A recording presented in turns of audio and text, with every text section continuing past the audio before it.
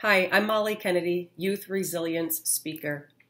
I'm also a former high school and middle school teacher, and I'd like to share with you today a couple of tips and strategies on how to make students more resilient.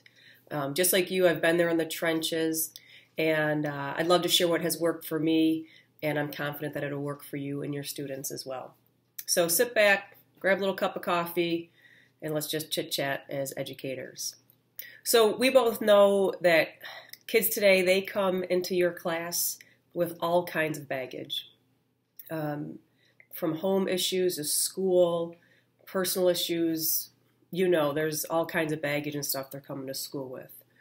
And when students know that there's clear expectations set for them and that they are followed through and there's consistency, I have learned that students will definitely meet your expectations. So if you set your expectations here, they'll meet them.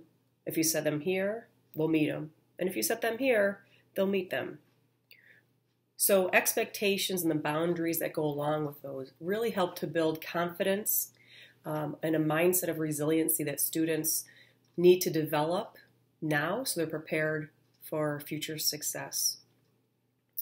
And these expectations, they go beyond just the classroom setting and academics. They speak to integrity and compassion and kindness and empathy and all sorts of expectations and parameters and guidelines that we're trying to create for our students to help them be a well-rounded student and be the best that they can be.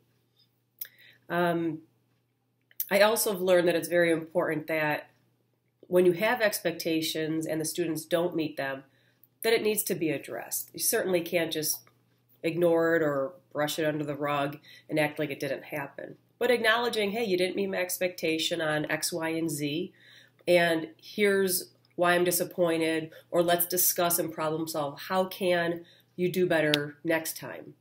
And that's really important because when a student feels like you see them, I mean really see them, and you took the time to address it, they're going to feel safe and secure. And when a student feels that inner security and someone has their back, anything is possible because they have a sense of hope. And the goal with all this is to really help our students know that just because they've made a mistake or they've made a poor decision, that's not the end of it. It doesn't mean you made a mistake and you get knocked down that you stay down. I tried it once, couldn't figure it out, I give up. And that learned helplessness mindset that I know you know what I'm talking about. But really building that resilient mindset, how to get back up. And how do those expectations of the people around me, especially my teachers, how will those help me? How do I do that?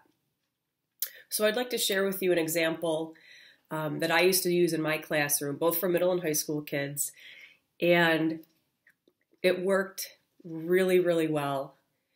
I just need to give you a little context first. So my reputation as a teacher was, I was kind of half drill sergeant, half stand-up comedian. So it was a really interesting balance, like follow the rules, follow the expectations. I'm going to be super consistent. It's going to be really annoying how consistent I am, but it's here to set you up for success. And if we do that, it's going to be a great time. We'll run really efficiently. You'll learn a lot and you'll be better for it. So I kind of had that, I don't want to say don't get on my bad side because that's not really it. It was just more of, she's real clear. She means what she says what she means, and she's really setting us up to be successful. It's going to be frustrating at first. It's going to be so frustrating, but it's in my best interest. And the students, I explained that to the students and they understood it. So having that little bit of context, because I just want to be real with you here, just having that context, here's what I did. So I created my set of classroom rules that went beyond just, eyes on the speaker, hands to yourself, those sorts of things. It ended up being really, really specific and detailed just because of situations that happened in previous years that I wanted to try to make sure it didn't happen again, that were just kind of a waste of time and just kind of that learned helplessness mindset. So one example might be, or I should tell you first, my motto in my classroom was figure it out. The students all knew, Miss Kennedy's classroom, you got to figure it out. I will not be your pencil fairy. I will not solve every little problem for you.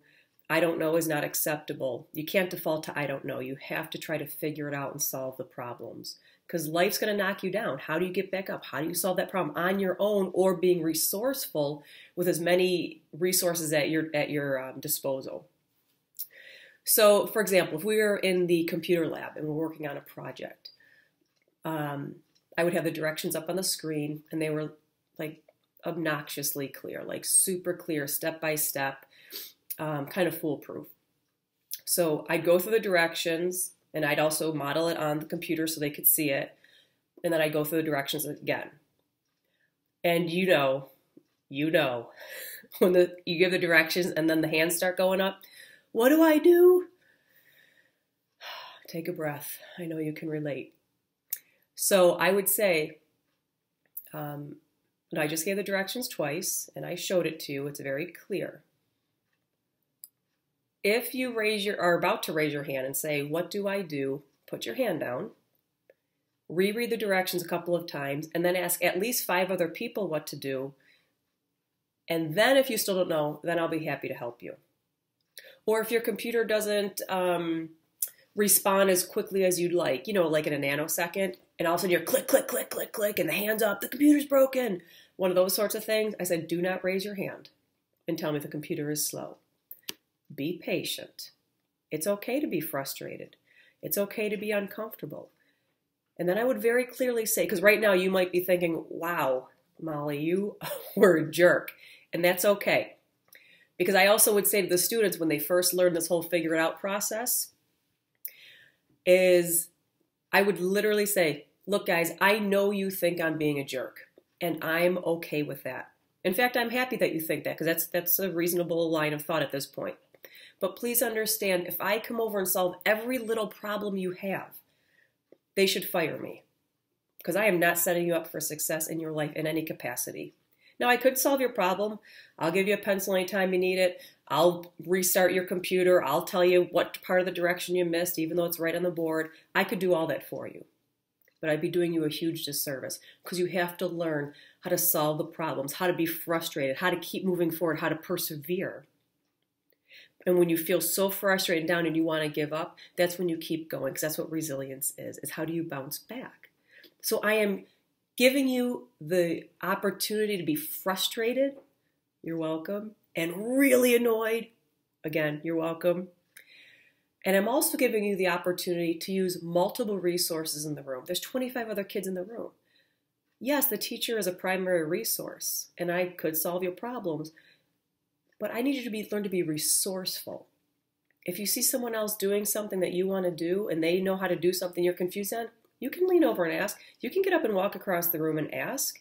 That's okay. That's being resourceful. You have to have multiple touch points when they're at your disposal to use them because that's how life works. So initially, their hands would start to go up right away. I don't know what to do. I'm confused. And I'd say, you better put your hand down. I gave you the directions. Figure it out. And when I said figure it out was not nasty. It wasn't mean. Figure it out was this. And I told the students this. When I say figure it out, it means I am 100% confident that you are 100% competent to solve your problem. I would not say figure it out if I didn't think you had the resources. I will only say figure it out if I am so confident you can figure it out. And you will. So I made sure they knew the purpose behind it, so I wasn't just letting them hang out to dry. I wasn't embarrassing them. But it was about them taking ownership of their decisions, their choices. And I say, get comfortable being uncomfortable. That's okay. And the beauty is, after a few days, maybe a week, they really start to buy in. And I'd see them getting frustrated in whatever the situation was. But then I'd see them figure it out and solve the problem. You could see a little smile on their face like, wow, that really worked. And I would always make sure, and I encourage you, please always make sure when they meet your expectation, let them know that they did. Say that you're proud of them. Maybe it's the kid who's always quiet and doesn't participate, and then he just had the courage to do that. I figured out if I want to learn this information, it's my responsibility. I have to get engaged in class. Let that kid know that you're proud of him or her. If the kid always comes without the pencil, and finally he starts coming with the pencil, or asks someone else, is resourceful, asks another kid in class for a pencil before class starts, let them know that you noticed it, even though it's minor and we think, oh my gosh, you should know to come to school with a pen or a pencil. Sometimes they, for whatever reason, they don't. But when they see that you have seen them and you acknowledge that they have figured it out and they've taken responsibility and they've done something, they've stepped up, man, that breeds so much confidence and self-worth and success. And it creates a mindset in your student that when the next problem comes up, which will probably be a small problem for the most part, they're going to be able to figure that out too. And then the next one, and then the next one, they'll be able to figure it out. And then when it gets to the point where they're facing some significant problems or situations or whatever the case might be, but they're bigger than a pencil, they can recall back on this and on these situations. You know what? I figured out a lot of things I didn't think I could before. I bet I can figure this out too. Maybe on my own, maybe being resourceful, because I've done it before. So have those expectations, set them high, set them realistic. Your students will get there. Let them know the method behind the madness. Encourage them, let them know that you're proud of them stepping up. And if they're not meeting your expectations, let them know that you believe that they can. Encourage them to do that. I think you'll really see them showing up not only for you, but for themselves, which is really the whole point. I'd like to say, hey, thanks so much for taking the time to watch this video. I know your schedule is busy, and also from one teacher to another, I know you don't hear thank you enough. But I'd like to say thank you for everything you do for your students every day, because it matters, and you matter. Thank you so much.